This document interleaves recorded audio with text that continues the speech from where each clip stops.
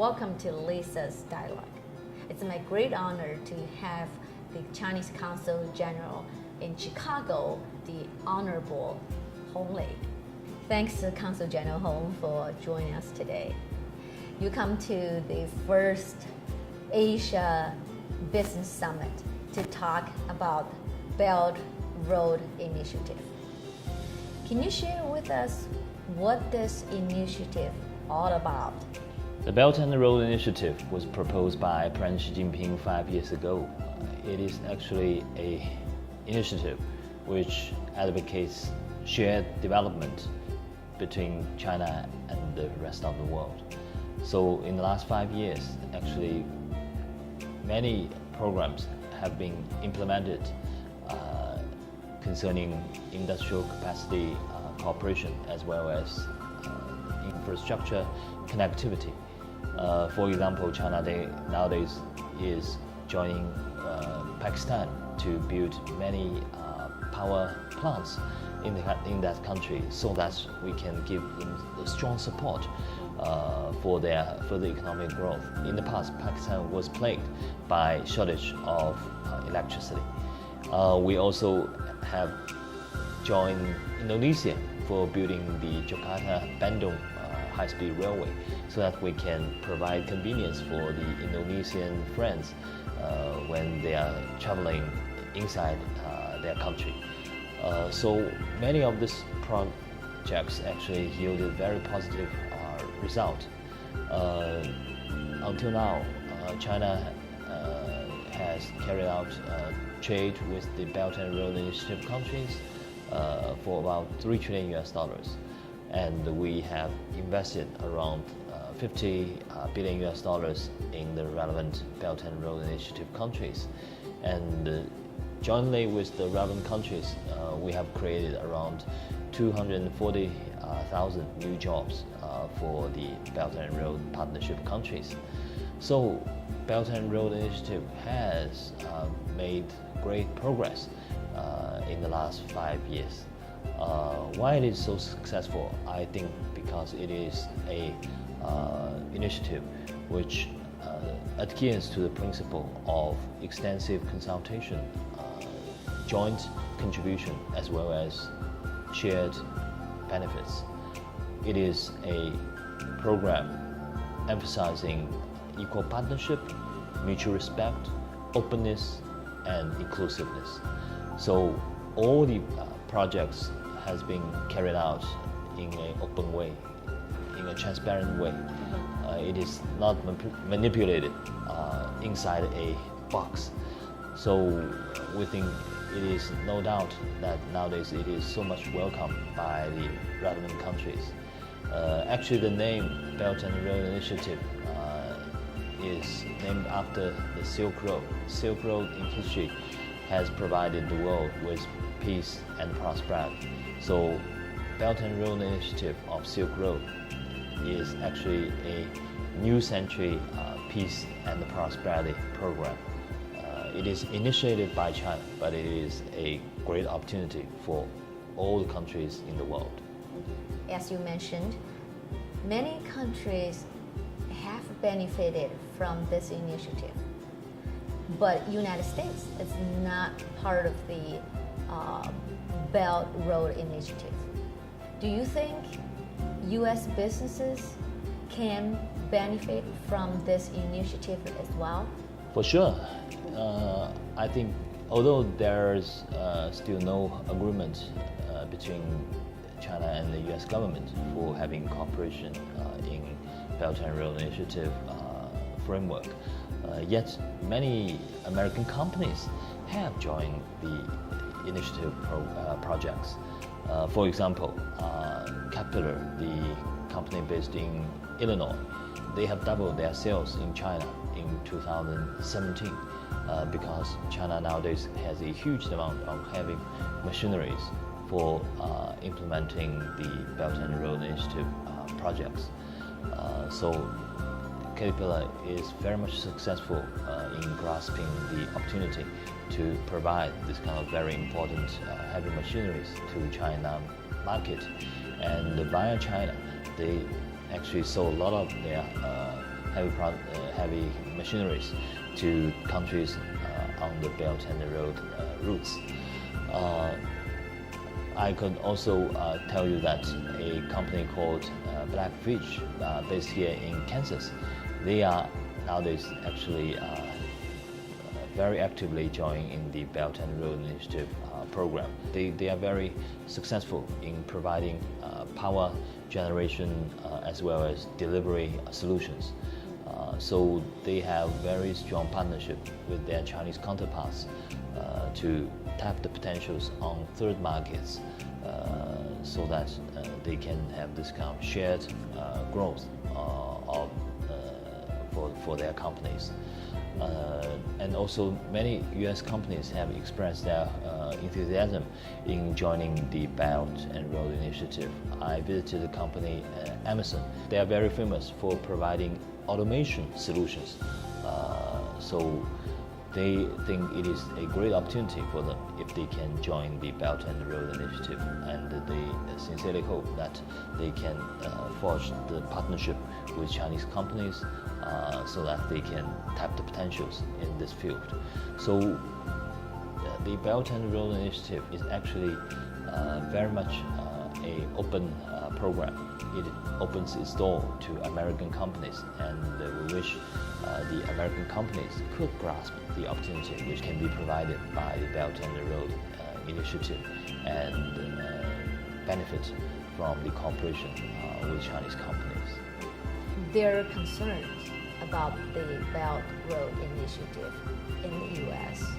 Is there anything you can share with us that would help people better understand? As I just said, Belt and Road Initiative is a shared development project. It is aimed at improving the living standards of the countries which have actually joined China to develop this program. And also it is a program which would like to see the infrastructure connectivity as well as industrialization process of the relevant countries being improved. So it is a initiative which could help the relevant countries to develop their economy. It could also actually help the world economy to grow after the financial crisis, and also to make the globalization process even more inclusive.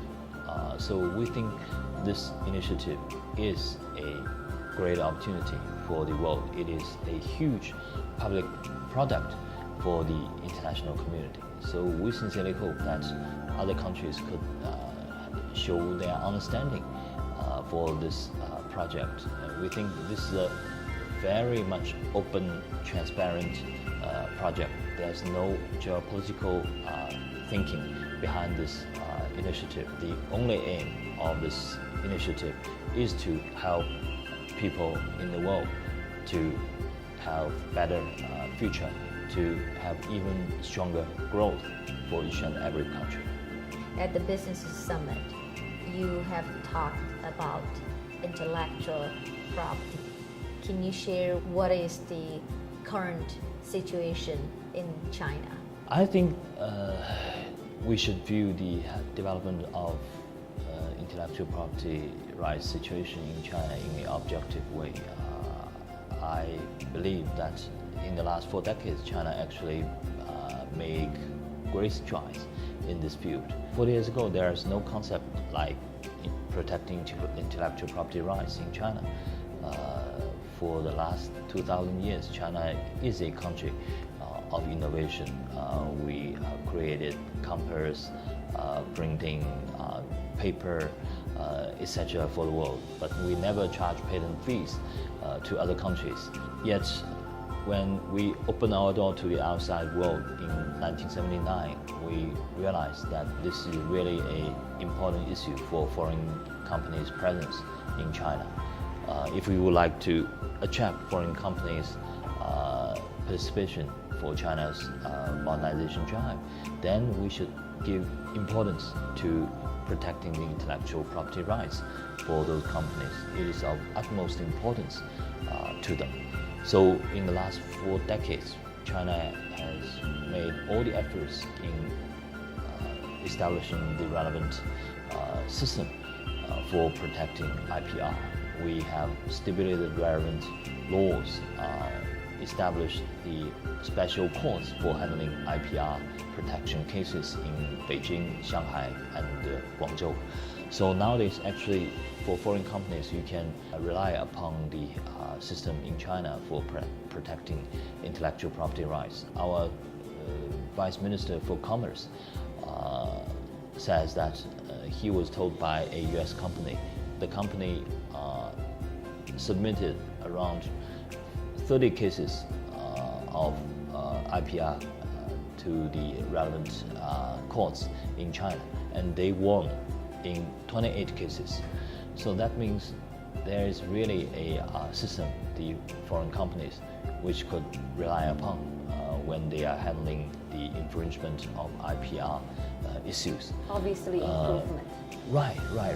We don't see the system is perfect yet, but we have made great strides, and we will continuously to improve it. Just as our President Xi Jinping emphasized during the Boao Forum for Asia, that China will, in the coming years, to continuously to strengthen our efforts in protecting intellectual property rights, so that the foreign companies could enjoy even better environment of investment in China.